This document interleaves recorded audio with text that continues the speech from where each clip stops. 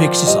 Abbootii qabeenyaa hayyama investimentii keessan hin haaromsine hundaaf abbootiin qabeenyaa naannoo Oromiyaa keessatti yeroo adda addaa lafa investimentiidhaan gosa hojii garaagaraatiif isiniif kenname hayyama investimentii fudhattan hundi bu'uura labsii bulchiinsa investimentii lakkoofsa 249 muraa 2015 keewwata 16 keewwata xiqqaa tokko jalatti investarri hayyama investimentii fudhate kamiyyuu hayyama isaa waggaa waggaan haaromfachuu qaba jechuun waan tumameef kanuma hubachuun investoroonni hayyama keessan hin haaromfatin hundi guyyaa beeksifni kun bahirraa eegalee hanga muddee 25/2016tti sadarkaa biiroo yookiin godinaa yookiin magaalaa dursa hayyamicha irraa baafattanitti dhiyaattanii akka haaromfattan cimsinee isin beeksisaa. Yeroo jedhame kana keessatti kan hin haaromfanne yoo ta'e adabbii mallaqaa kaffaluun kan haaromfamuu fi osoo hin haaromsin kanaan booda yeroo dheeraaf kan turu yoo ta'e immoo haquuf kan dirqamnu ta'a. Yommuu haaromsaaf dhiyaattan sadarkaa piroojeektiin keessan irra jiru waajjira investimentii godinaa yookiin barreessisuun iddoo kanaan dura hayyamni investimentii keessan itti isiniif kennametti dhiyaachuun